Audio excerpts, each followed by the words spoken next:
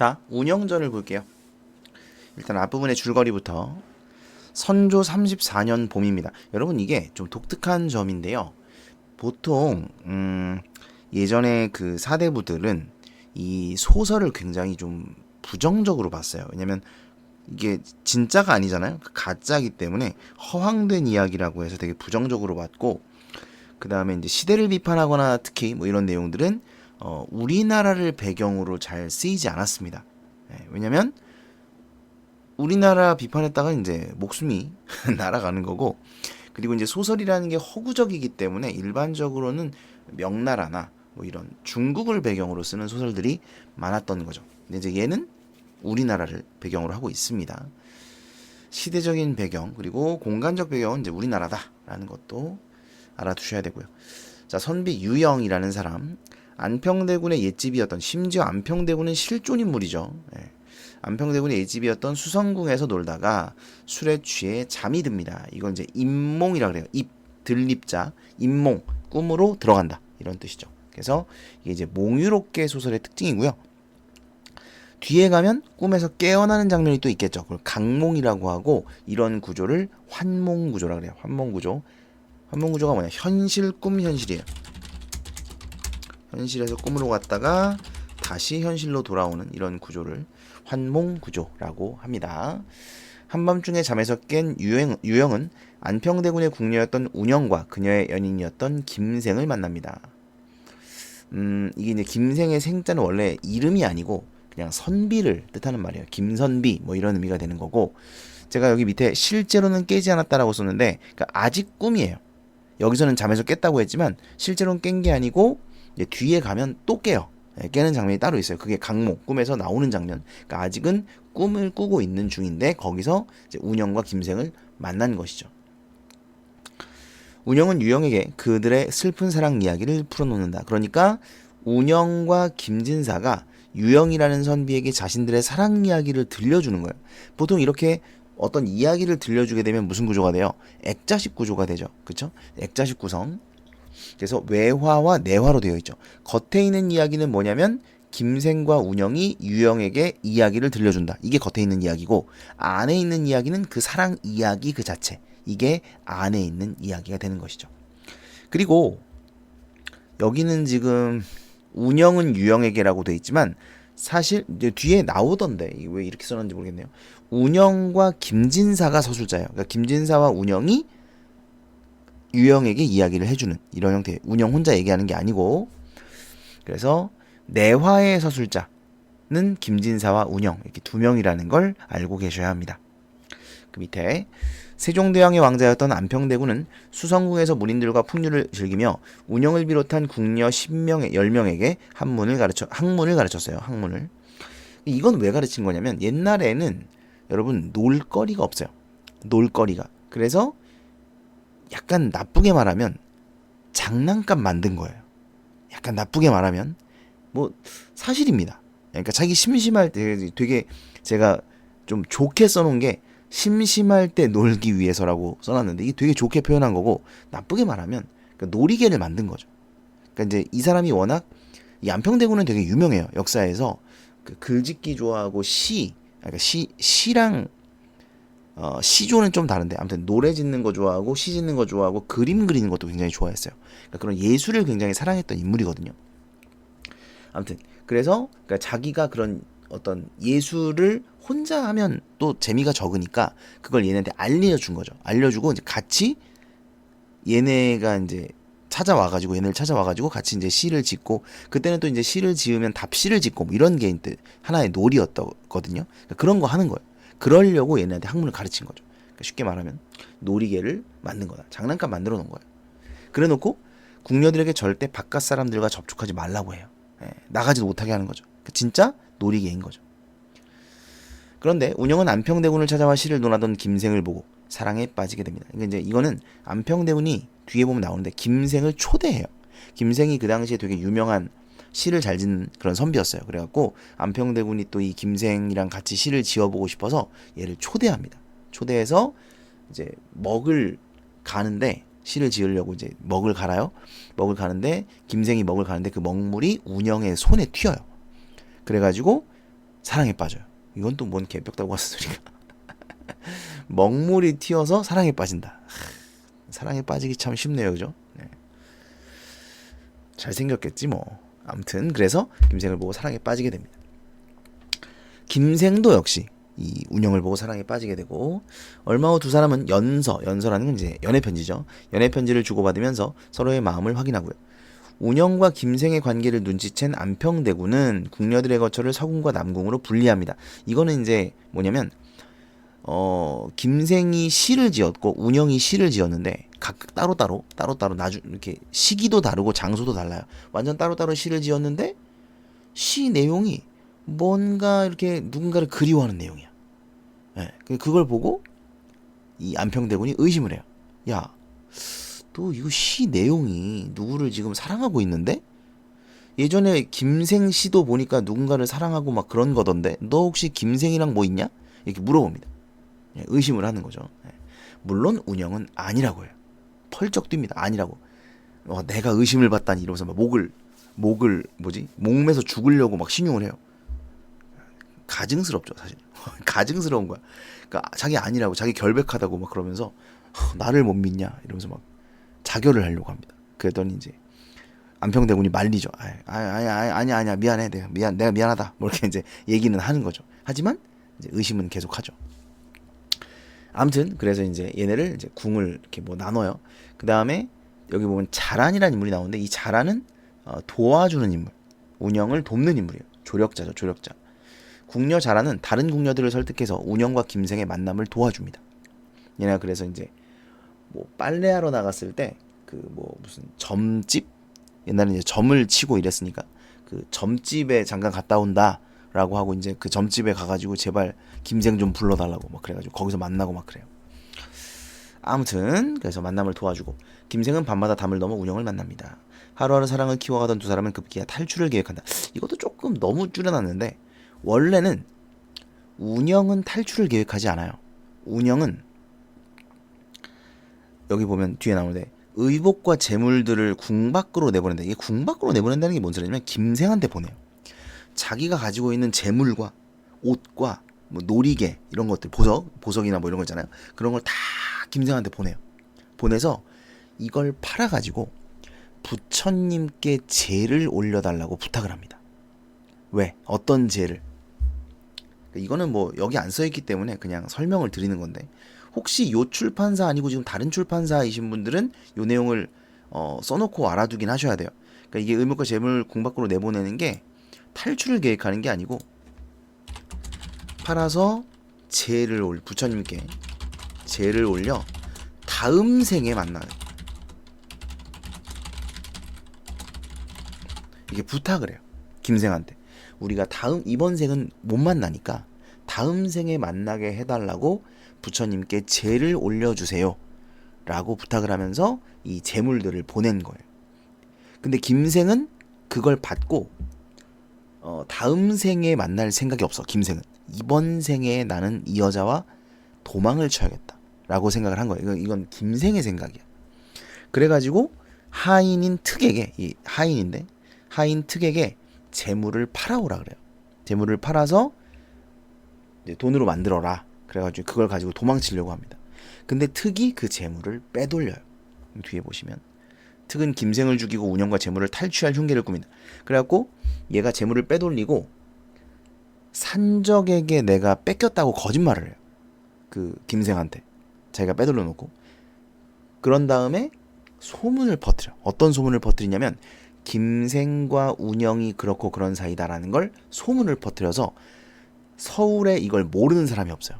이 소문을 쫙 퍼뜨려가지고 그것도 막 그 김생을 되게 나쁘게 꾸며서 퍼뜨립니다. 그래서 그 소문이 퍼져 결국 안평대군 귀에까지 들어가는 거예요. 그러니까 이 새끼가 되게 진짜 나쁜 새끼죠. 네. 그래서 결국 특의 발설로, 그러니까 특이 이게 일부러 소문을 퍼뜨린 거예요. 자기가 이제 그 재물을 차지하고 운영을 차지하려고 일부러 그 소문을 퍼뜨린 거죠. 김생 죽이려고. 그래서 이제 김생과 운영의 사랑이 발각이 되게 됩니다. 이런 상황이에요. 자, 이제 뒷부분부터 볼게요. 대군이 대노하시고 크게 노했어요. 대노. 남궁 사람으로 하여금 서궁을 찾아보게 한즉 저의 의복과 보화가 모두 없어졌죠. 왜? 김생에게 모두 보냈으니까. 김진사라고 썼지? 김생에게 모두 보냈어요. 그리고 자, 여기 지금 저라고 나왔죠. 여러분, 저니까 지금 뭐죠? 이거 딱 보면 알아야 돼요. 저니까 뭐예요? 1인칭 시점이죠. 1인칭 주인공 시점이 사용되고 있다라는 걸 알 수 있어요. 뭐 주인공인 것까지는 모르더라도 어쨌든 1인칭 시점이라는 걸 여기서 반드시 캐치를 하셔야 돼요. 나 이런 거 나오면 대군이 서궁신이 5인을 뜰 가운데 불러놓고 형장을 눈앞에다 엄하게 갖춰놓고 명령을 내려 말씀하시기를 이 5인을 죽여 다른 사람을 징계하라. 근데 이게 징계하라는 게 다른 사람을 징계하라, 뭐 다른 사람을 벌하라는 뜻이 아니고 다른 사람에게 본을 보이라는 거예요. 그러니까 내 말을 어기면 어떻게 되는지를 벌을 보이라는 겁니다. 예, 본을 보이라는 거. 그래서 얘네를 죽이라는 거예요. 그래서 밑에 보시면 다른 사람의 경각심을 불러일으키기 위해 본보기로 엄한 처벌을 한다. 그죠? 예, 일벌백계. 이거 사자성어 꼭 알아두세요. 나올 가능성 굉장히 높습니다. 5인을 죽여 다른 사람을 징계하라. 그래서 본을 보여라. 이런 얘기죠. 하시고는 또한 집장 한 사람에게 분부했어요. 집장은 그 매를 치는 사람, 매를 때리는 사람을 집장이라 그래요. 장수를 헤아리지 말고 죽을 때까지 쳐라. 와. 그러니까 뭐 100대를 뭐 10대를 쳐라, 100대를 쳐라 이런 게 아니라 그냥 죽을 때까지 치라는 거예요. 이에 5인은 호소하기를 원하건대 한번 말이나 하고 죽게 하여 주소서 하니 대군이 하고 싶은 말이 무엇인고 그 사정을 다 말해봐라 하였습니다. 은섬이 먼저 글을 올립니다. 왜 말을 안 하고 글로 하지? 자, 아무튼 글을 올려요. 남녀의 정욕은 음양의 이치에서 받은 것이다. 그러니까 이건 뭐냐면 하늘이 만든 거라는 거예요. 태어날 때부터 가지고 태어나는 아주 당연한 거라는 겁니다. 예? 남자가 여자를 원하고 여자가 남자를 원하는 것은 아주 당연한 일이다. 귀천을 막론하고 사람이면 누구나 다 가지고 있다. 한번 심궁 깊은 궁에 갇히자 외로운 몸이 되어 꽃을 봐도 눈물이 눈을 가리며 달을 대하여도 넋을 잃어 매화나무에 앉은 꾀꼬리로 하여금 짝을 지어 날지 못하게 하면 이게 무슨 얘기냐면 꾀꼬리가 사이가 좋아요. 그걸 보니까 질투가 나는 거야. 그러니까 여기서 꾀꼬리는 궁녀들과 반대 대조되는 거죠. 꾀꼬리는 사이가 좋으니까 나는 너무 외로운데. 그 황조가 내용이랑 비슷하죠. 황조가에도 딱 이게 나오거든요. 꾀꼬리는 암수가 서로 정다운데 나는 외롭거든요. 아무튼 발 사이에 드나드는 두 마리 제비, 얘도 마찬가지예요. 제비도 이 두 마리 제비 이게 짝이 있다 이거예요. 나는 짝이 없는데. 그러니까 이제 화가 나는 거죠. 쟤들을 보고 있으면 화가 나는 거예요. 같은 둥지에 깃들지 못해. 그래서 제비들이 같은 둥지에 깃들지 못하게 방해를 한 거예요. 예, 너무 꼴보기가 싫은 거야. 나는 솔로인데 쟤들은 커플이야. 너무 싫은 거지. 그래서 같은 둥지에 깃들지 못하겠다 이거예요. 이것은 다름이 아니라 스스로 정욕의 뜻을 이기지 못함이며 또한 투기의 정을 이기지 못해 그러할 뿐이니 어찌 슬프지 않겠습니까? 서리적 표현이에요. 어찌 슬프지 않겠습니까? 슬프다. 그러니까 남녀의 정욕은 당연한 것인데 우리는 그것을 갖지 못하니 너무 슬프다는 얘기죠. 한번 궁의 담을 넘어가면, 이거 담이에요, 담. 한번 궁의 담장을 넘어가면 인간의 낙을 알 수 있으나, 그러니까 이제 우리가 갇혀 있긴 한데 이 담을 몰래 넘어가면 그 남녀의 정욕을 알 수 있어. 기쁨을 느낄 수 있어. 그런데 저희들은 오래도록 신궁에 갇혀 이와 같은 일을 하지 못하고 있으니 어찌 저희들의 힘으로 능히 할 수 있으며 또 마음으로 참을 수 있겠습니까? 그러니까 이거는 우리의 힘으로 참는 게 아니라, 이런 뜻이에요. 우리의 힘으로 참는 게 아니라 오직 대군의 위험이 두려워 이 마음을 굳게 지키고 있다가 시들어 죽어질 뿐입니다. 그러니까 우리가 이 당연한 마음, 하늘이 우리에게 준 당연한 이 마음을 참는 것은 오직 대군의 위험이 두려워서다.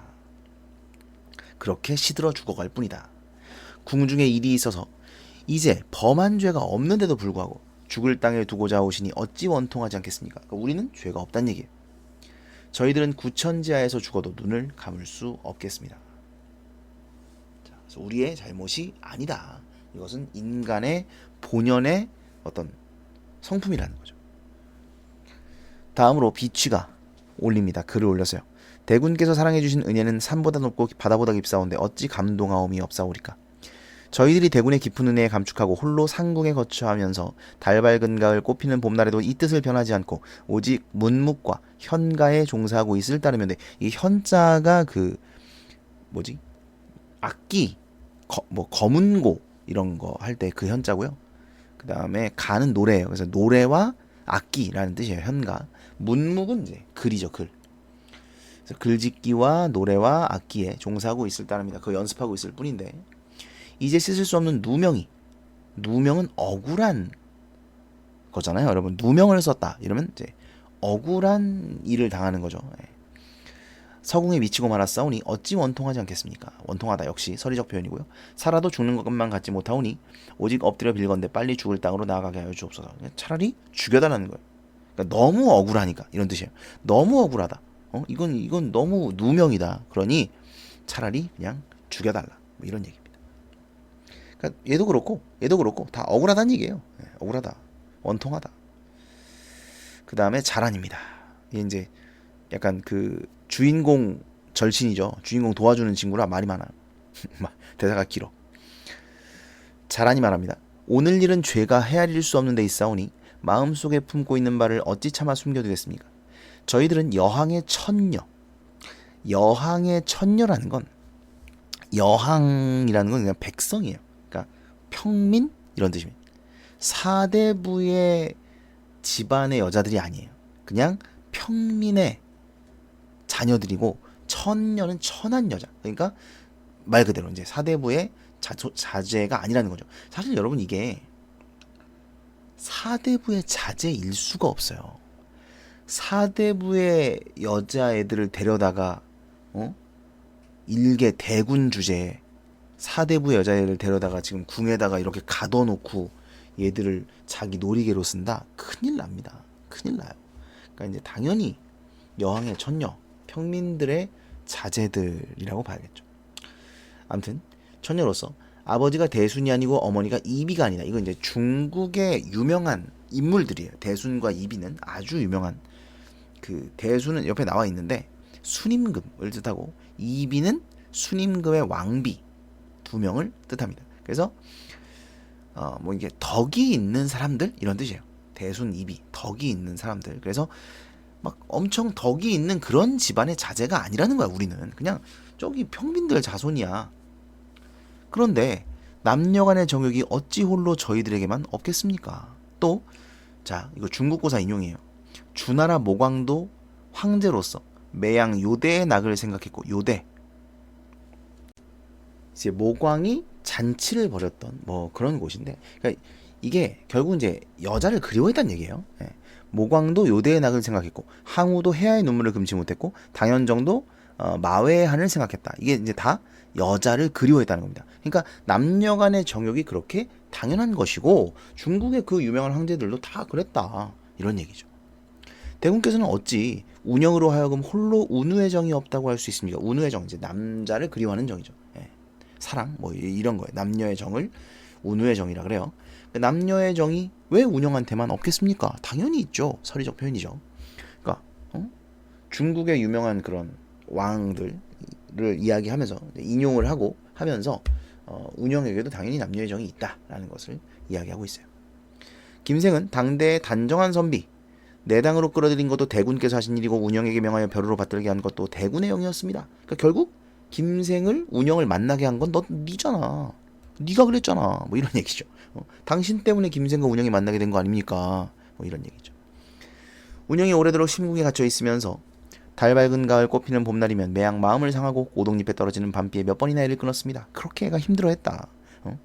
한번 호협한 남성을 보고 나서는 여기서 이제 김생이죠. 김생을 보고 나서는 넋을 잃고 실성하여 병이 골수에 사무쳐 그 뭐라 그래 상사병이죠. 상사병. 비록 장수하는 약과 월인의 손으로도 월인 중국 명의예요. 중국 명의 의사 월인의 손으로도 효력을 보기가 어렵게 되었습니다. 그러니까 이제 그 아무리 유명한 의사가 와서 아무리 좋은 약을 써도 듣지 않는 그런 병에 걸렸다. 상사병에. 하루 저녁에 아침에 이슬같이 죽어지면 대군께서 비록 측은한 마음이 있어 돌보고자 하신들 무슨 소용이 있겠습니까? 저의 어리석은 생각으로는 한번 김생으로 하여금 운영을 만나보게 해서 두 사람의 맺힌 원한을 풀어주실 것 같으면 대군의 적선이 막대할 것이옵니다. 그러니까 이제 만나게 해주라는 거예요. 그냥 만나게 해주라는 거죠. 대군께서 좀 이렇게 베풀어 뭐라 그래 아량을 베풀어 가지고 만나게 해주세요. 이런 얘기죠. 전일 운영의 절개를 훼손한 것. 그러니까 이제 그 김생을 만난 것을 뜻하죠. 전일 운영의 회절은 절개를 훼손하는 것은 죄가 저에게 있고 운영에게 있지 아니하오니 감싸주고 있습니다. 내 잘못이다. 저의 이 한 말씀은 위로는 대군을 속이지 아니하고 아래로는 동료를 저버리지 아니할 것입니다. 오늘의 죽음은 죽어도 또한 영광이라 생각합니다. 엎드려 바라건대 대군은 저의 몸으로서 운영의 목숨을 이어주시옵소서. 그러니까 나를 죽이고 운영은 살려주란 얘기예요. 나에게 죄가 있다. 나를 죽여라. 뭐 이런 얘기죠. 네 번째로 옥녀가 올리니 이러했습니다. 서궁의 영광을 저도 이미 같이 하였사온데 서궁의 애군을 저만이 면할 수야 있겠습니까? 그러니까 이제 살아도 같이 살고 죽어도 같이 죽는다. 뭐 그런 얘기겠죠. 곤강도 같이 타고 옥석도 같이 타는데 야 이건 곤강 그 곤륜산이에요. 곤륜산. 강은 무슨 산이지? 아무튼 이게 산이에요. 둘 다 산이고 옥석도 같이 탄다. 그러니까 옥과 돌이죠. 네. 그래서 곤륜산과 이게 무슨 산일까요? 무슨 산인지 제가 기억이 안 나는데 곤륜산과 무슨 산도 같이 탄다. 옥과 돌도 같이 탄다. 결국 같이 탄다는 얘기죠. 그래서 같이 죽겠다. 이런 얘기입니다. 오늘의 죽음은 그 죽을 바를 얻었사오니 죽어도 유감이 없겠습니다. 네. 그 다음에 끝으로 제가 말했습니다.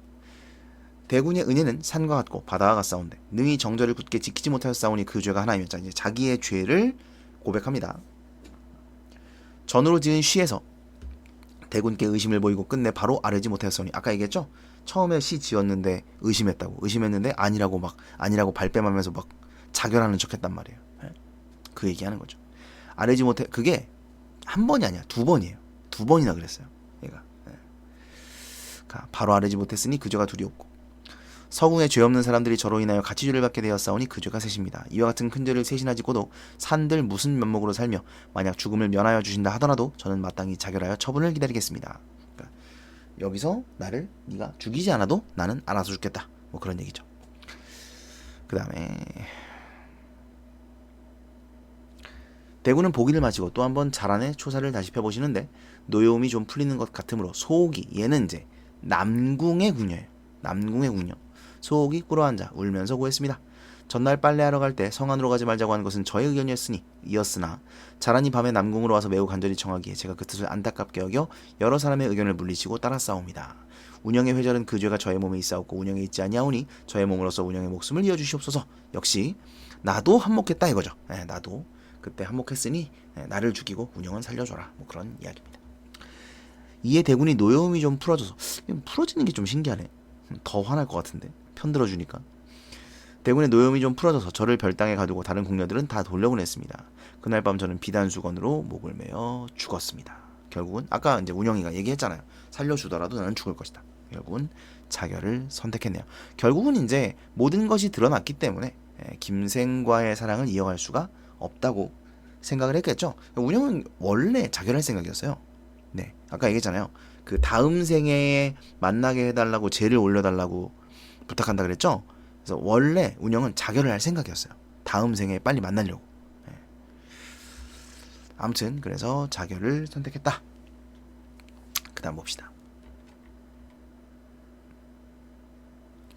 중간 부분의 줄거리. 운영의 죽음 이후의 이야기는 김생이 이어나갑니다. 자, 그래서 이제부터 나오는 나나 저는 김생이겠죠. 1인칭인데 서술자가 바뀌었어요. 운영이 죽자 김생은 절에 가서 운영의 명복을 빌고 또 김생이 특을 죽게 해달라고 부처님께 빕니다. 운영이가 김생한테 이제 그 재물이랑 이런 거 맡겼잖아. 근데 그 특기가 다 빼돌리고 이게 나쁜 짓 했잖아요. 그래서 이제 김생이 너무 그게 한이 되는 거죠. 운영이를 죽게 한 것도 특 때문이고, 그러니까 특을 죽게 해달라고 부처님께 빌었는데 며칠 후 특이 우물에 빠져 죽었습니다. 권선징악 사필귀정이죠. 근데 실제는 안 그렇죠. 나쁜 놈들도 잘 먹고 잘 삽니다. 근데 아무튼 이거는 이제 소설이다 보니까 권선징악은 아시죠? 선을 권장하고 악을 징벌한다. 뭐 이런 거고. 사필귀정은 모든 일은 정의롭게 돌아간다. 쉽게 말하면 정의는 승리한다. 라는 뜻이죠. 나쁜 놈은 벌 받고 똑같아요. 권선징악이랑 똑같습니다. 나쁜 놈은 벌 받고 착한 사람은 복 받고 뭐 이런 거죠. 김생은 몸을 정결히 한 후 식음을 전폐하고 가만히 누워있다가 죽음을 맞이합니다. 결국 이 사람도 죽었어요. 쓰기를 마치자 붓을 던지고 두 사람은 마주보고 슬피 울며 능히 스스로를 그칠 줄을 몰랐다. 계속 울어요. 유영은 위로의 말을 해주었다. 자, 보시면 여러분 지금 제가 옆에 써놨는데 외화의 시점은 전지적 작가 시점임을 알 수 있다고 되어 있잖아. 이게 뭔 소리냐면 이게 만약에 1인칭 시점이려면 유영은 위로의 말을 해주었다가 아니라 나는 그들에게 위로의 말을 해주었다가 돼야 돼요. 그죠? 왜냐면 이 밖의 이야기는 유형이 서술자여야 하니까. 만약에 서술자가 있다면. 근데 유형이 나라고 나오지 않고 유형이라고 나왔단 말이야. 그러니까 이건 전지적 작가 시점인 거예요. 아시겠죠? 꼭 아셔야 돼요. 이 시점의 변화를 꼭 알아두셔야 됩니다. 내화는 1인칭인데 운영에서 김생으로 서술자가 바뀌었고, 그 다음에 외화는 전지적 작가 시점이다 라는 걸 꼭 알고 계셔야 합니다. 두 사람이 다시 만났으니 소원이 없겠소. 원수인 종, 특이죠. 특도 죽었고 통분함도 사라졌을 텐데 왜 슬퍼하여 마지 않는가. 다시 인간에 나오기를 얻지 못하여 슬퍼함인가. 그러니까 왜 이렇게 슬퍼해, 뭐 이런 얘기죠. 다시 니네 다시 만났고 특도 죽었잖아, 왜 이렇게 슬퍼해. 김생은 눈물을 흘리며 살해하고 말합니다. 우리 두 사람은 다같이 원한을 품고 죽었기 때문에 염라대왕이 그 죄 없음을 불쌍히 여겨 다시 인간에 태어나도록 하고자 하였습니다. 그러나 지하의 낙이 인간보다 못하지 않은데 하물며 천상의 낙은 어떠하겠습니까? 자, 여러분 잘 보세요. 그러니까 뭐가 제일 별로예요? 이 문장을 보면 인간의 낙이 제일 별로예요. 아시겠죠? 그러니까 인간의 낙이 제일 별로, 그 다음이 지하의 낙일 거고 그 다음이 천상의 낙이겠죠. 얘네는 죽어서 천상에 갔다는 거예요. 네, 그래서 죽어서 천상에 갔다는 겁니다. 이거 지하에 간 거 아니에요. 천상에 갔다는 거고, 이럼으로써 인간에 나아가기를 원하지 않은 거예요. 아시겠죠? 그래서 인간의 낙이 지하의 낙보다도 별로고, 하물며 천상의 낙은 어떻겠습니까? 그럼 우린 천상에 있는데 굳이 인간의 낙을 즐기러 갈 필요가 없죠. 다만 오늘 저녁 슬퍼한 것은 대군이 한번 돌아가시자 고궁의 주인이 없고 까마귀와 새들이 슬피 울고 사람의 자취가 이르지 아니하기로 그랬을 뿐입니다. 자, 수성궁이 폐허가 되었다는 건데 이건 결국 인생의 무상. 사실 안평대군의 비극적 결말하면서 이거는 좀 오바고요. 약간 너무 이렇게 좀 뒤에 있는 그 역사적 사건이나 이런 걸 생각해서 해석을 한 거고, 일단 어쨌든 이 말은 인생 무상이에요. 인생 무상 때문에 슬퍼하는 거예요. 그렇게 보시면 돼요. 게다가 새로 병화를 겪은으로 빛나던 집이 재가 되고 옷같은 섬돌 분같은 담이 모두 무너지고 오직 섬돌 위에 피어있는 꽃만이 향기롭고 자연은 그대로예요. 꽃은 향기로운데 뜰에는 풀만이 깔려 불빛을 자랑할 뿐이니 그 옛날의 모습이 바꾸어지지 아니하였다고는 하지만 인사의 변화, 그러니까 이거 맨날 나오는 거죠. 자연은 변하지 않지만 인간은 변한다는 거예요. 자연은 의구한데 인간은 가고 오지 않는다. 인생이 무상하다는 얘기죠. 인사의 변화가 쉬움이 이와 같거늘 이렇게 쉽게 변하니, 이런 뜻이죠. 다시와 인일을 생각하니 어찌 슬프지 아니하겠습니까? 그러니까 지금 공통적으로 계속 얘기하는 게 뭐예요? 인생 무상의 슬픔이에요. 인생 무상의 슬픔. 조금 이해가 안 되긴 하죠. 갑자기 여기서 왜 인생 무상을 슬퍼하지? 아니 둘이 다시 만났으면 재밌게 잘 지내면 되잖아. 근데 왜 갑자기 인생 무상을 슬퍼하는 거야? 약간 이상한데 이게 몽유롭게 소설의 특징인 것 같아요. 몽유롭게 소설들은 보통 주제가 인생무상이에요. 인생무상의 슬픔 뭐 이런 거거든요. 그래서 그런지 아무튼 인생무상의 슬픔을 드러내고 있어요. 그 다음 보시면, 그러면 그대들은 천상의 사람인가? 우리 두 사람은 본래 천상의 선인으로서 오래도록 옥황상제를 모시고 있었더니, 자, 이게 적강 모티프라고 돼 있는데 이거 꼭 아셔야 돼요. 하늘에서 내려왔다는 거예요. 하늘에서 땅으로 내려왔다. 이게 적강 모티프, 적강 화소라고도 합니다. 하루는 옥황상제께서 태천궁에 앉아 저에게 옥동산의 과실을 따오라고 했어요. 여러분, 옥황상제, 선인 이런 거 다 뭐죠? 옥황상제나 선인은 도교예요. 도교적인 소재입니다. 신선, 옥황상제, 뭐 곤륜산 이런 거 다 그 도교에 나오는 거예요. 근데 여러분, 그 신선세계에 있는 과실, 과일이거든요. 신선세계에 있는 과일이면 뭐예요? 천도복숭아. 들어봤어요? 천도복숭아? 우리 먹는 그거랑 다른 거죠. 우리도 천도복숭아 있긴 한데 그거 말고요. 신선세계에 있다는 복숭아. 이거 누가 먹었어요? 손오공이 먹었잖아. 서유기에서. 손오공이 이거를 훔쳐먹고 엄청 영리해지고 그랬죠. 뭐 도술도 부리게 되고 막 그러죠. 아무튼 과일이 옥동산의 과실 천도복숭아인데 따오라고 했죠. 제가 반도, 이 도자가 여러분 복숭아 도자예요. 복숭아 도자. 나오죠. 3000년에 한 번씩 열매가 열린다는 성경에 있는 복숭아. 이게 반도예요. 천도복숭아. 이 반도를 많이 따가지고 와서 운영과 같이 처먹다가 발각이 된 거. 같이 먹다가 발각이 된 거예요. 그래서 진세, 속세에 적하 내려와서 속세에 쫓겨난 거죠. 인간의 괴로움을 골고루 겪다가 이제 옥황상제께서 전의 허물을 용서하시어 삼천궁으로 올라가 다시 옥황상제의 향한 앞에서 상제를 모시게 했다. 아까 말씀드렸죠. 얘네 지금 어디 있다? 천상계. 어디냐? 천상계. 어디 갔지? 어디 갔지? 이거 천상의 낙. 얘네 지금 천상에 있어요. 천상의 낙을 즐기고 있어요 지금.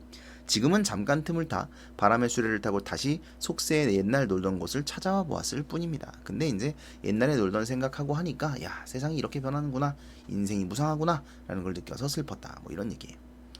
김생이 말을 마치고 눈물을 뿌리며 운영의 손을 잡고 말합니다. 바다가 마르고 돌이 불에 타버린들 우리들의 정은 사라지지 않을 것이다. 영원하다. 영원한 사랑. 또 땅이 늙고 하늘이 거칠어진들 우리들의 원한은 지우기 어려울 것이다. 원한도 영원할 거네. 원한도 사라지지 않을 거네요. 그죠? 오늘 저녁 존군과 유영을 뜻해요. 여기서는 존귀하신 분과 서로 만나 이와 같이 따뜻한 정을 나누었으니 속세의 인연이 없으면 어찌 얻을 수 있겠습니까? 우리가 속세의 인연이 있었나 봐요. 뭐 이런 얘기예요. 네. 엎드려 바라건대 존군께서는 이 원고를 거두어 가지고 돌아가시와 영원히 전해주시옵고 우리들의 이야기를 전해달라. 부탁이죠. 경솔한 사람들의 입에 전하여 웃음거리가 되지 않도록 하여 주시면 매우 다행으로 생각하겠습니다. 그럼 그냥 안 전하면 되는 거 아닌가? 그리고는 김생은 취하여 운영의 몸을 기대어 시 한 수를 읽었습니다. 자, 여러분 이거 별표 해놨죠? 이 삽입시, 요런 걸 이제 삽입시라 그래요. 소설 가운데 시가 들어있는 거, 이런 걸 삽입시라고 하는데, 요 삽입시의 효과, 요거 아셔야 됩니다. 별표예요. 자, 인물의 심리와 정서를 효과적으로 표현할 수 있고요. 단조로움을 피할 수 있다. 그러니까 원래는 이제 소설만 있었는데 단조로웠는데 시가 이렇게 들어감으로써 단조로움을 피할 수 있다는 거예요. 그 다음에 주제부각 이렇게 이렇게 세 가지를 외워두셔야 돼요. 이건 아마 나올 겁니다. 삽입시의 기능은. 자, 뭐 내용은 별게 없어요. 보세요. 꽃 떨어진 궁중에 제비와 참새가 날고 봄빛은 예와 같건만 주인은 간 곳이 없구나. 인간사와 자연사가 대비되죠. 자, 그러니까 제비와 참새는 자연, 봄빛도 자연이에요. 그런데 주인은 인간입니다. 자연. 자연은 변함이 없고, 그죠? 역시 자연은 변함이 없는데 주인은 간 곳이 없다. 뭐야 이게? 인간은 변했구나. 중천의 솟은달은 차갑기만 한데 아직 푸른 이슬은 우위를 적시지 않았네. 쓸쓸함을 드러내는 겁니다. 그 다음, 자, 운영이 답시를 지었어요. 고궁의 고운 꽃은 봄빛을 새로 띠고 천년만년 우리의 사랑 꿈마다 찾아오네. 천년만년 우리의 사랑, 영원한 사랑. 오늘 저녁 얘와 놀며 옛자취를 찾아보니 막을 수 없는 슬픈 눈물은 수건을 역시네. 인간사의 유한함, 인생무상. 아, 왜 그래? 왜 그러는 거야? 자, 인생무상을 드러내고 있습니다. 그 다음, 이때 유영도 취하여 잠깐 누워있다가 산새소리에 깨어났다. 그쵸? 또 깨어났죠? 아까 앞에서 깨어났다고. 응? 여기 어디 갔냐? 여기 어디 갔어? 어디 갔지? 여기. 잠에서 깬 유영은 그랬잖아요. 제가 그랬죠? 실제로는 깨지 않았다고. 이게 깬 것처럼 돼 있지만 깬 게 아니에요. 깬 게 아니고 아직 꿈속이에요. 여기서 깬 겁니다. 산새소리에 깨었어요. 그래서 꿈에서 깨어남 강몽, 환몽구조입니다. 구름과 연기는 땅에 가득하고 새벽빛은 창망한데 사방을 살펴보아도 사람은 보이지 않고 다만 김생이 기록한 책자만 있었다. 약간 그 전설 같은 이야기죠. 사람은 없어졌고 책자는 남아있었어요. 그러니까 이 책자가 남아있다는 건 뭐예요? 현실과 꿈을 연결해주죠.